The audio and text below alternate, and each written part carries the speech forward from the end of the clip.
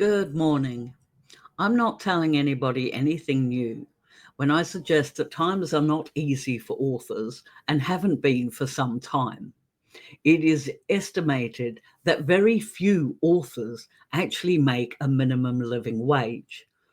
It is possible, obviously. I've proven that I can do that myself.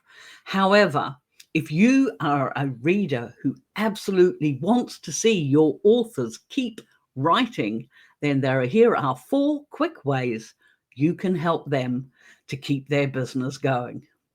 The first one, of course, is to pre-order their books.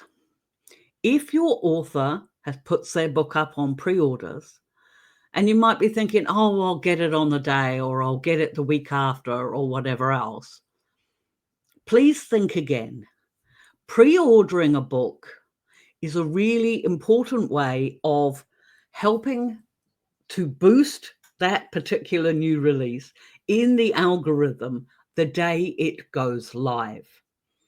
Now, as far as I'm aware, but somebody can correct me in the comments if I am wrong, if you press the pre-order link to buy a book, you don't get charged for that book until release day.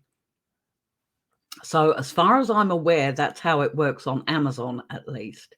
Because, of course, there are some instances where authors put books on pre-order and then either change the date or don't actually, or they'll cancel the pre-order, in which case then Amazon would have to, refund all these people money. And I don't think that's the case at all.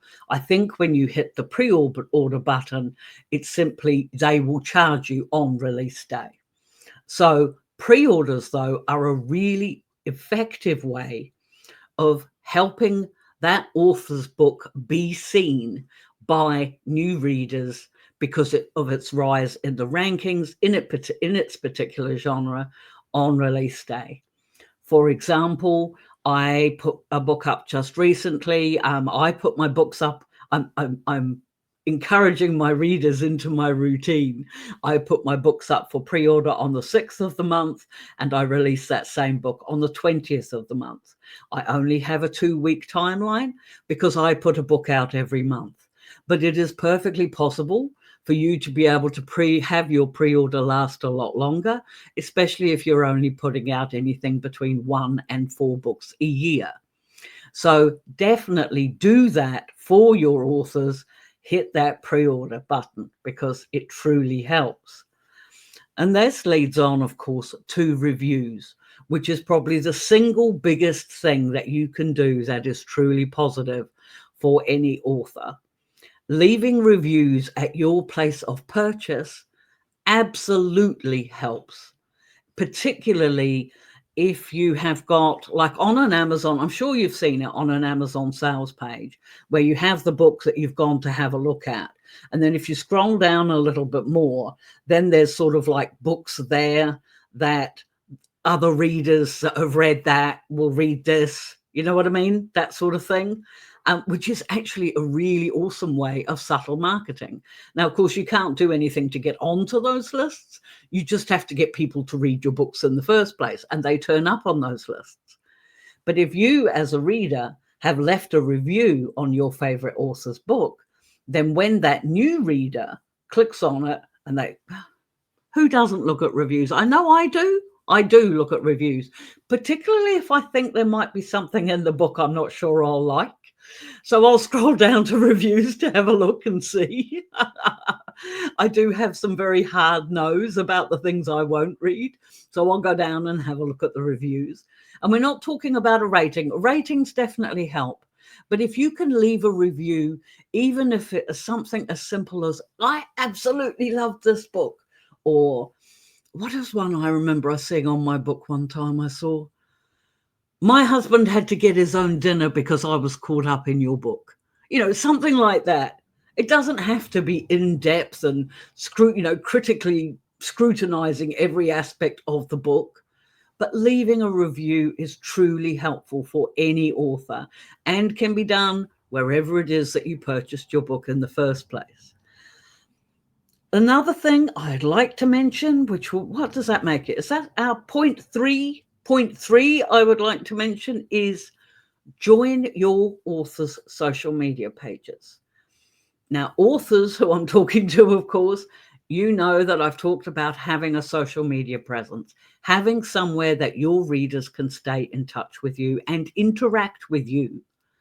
So have these pages, have these groups, have whatever it is that you're going to have for your own social media platforms.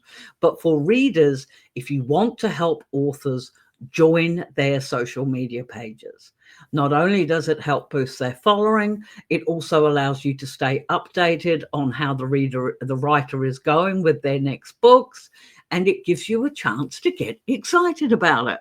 So interact, comment, and not only that, but the other people on that page are going to be like you because they're just as excited about what the author's doing as you are.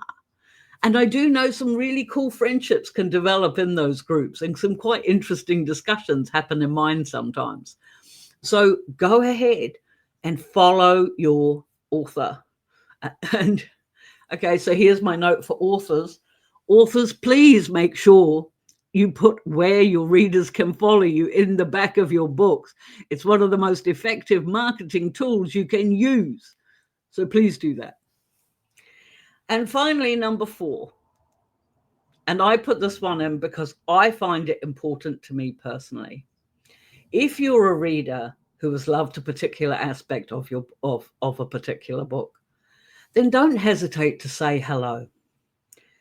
I know there are some authors that don't like being approached directly, and by directly, I'm talking about via email or personal message. But I know for myself that I do, whether it's a criticism, whether it's a mistake, an editing mistake a reader has found, or maybe somebody just wants to drop in and say hello. I have had so many times in the last 12 years where I might have been having one of those days when I'm wondering if what I'm writing is shit, when I'm really not sure I'm on the right path, and is the gas station hiring, because it was about the only job I could get at my age now. But you know what I mean, where I'm really sort of thinking, why am I doing this? And then somehow out of the blue, I'll get an email from a reader, and they'll be saying something like, oh, I've just come across your books and I just wanted to let you know I really loved this character, or I really did this character, or, just basically, your story made me smile. And that boosts me, that lifts me up, because that's the goal with all of my stories. By the time my reader gets to the end of the story, I want them to be smiling. I want them to be watching my couple or whatever else sail off into the sunset, ride off on a motorbike, whatever it is they're doing, it doesn't matter. But I want to have my readers have that feeling of, oh, I really like that.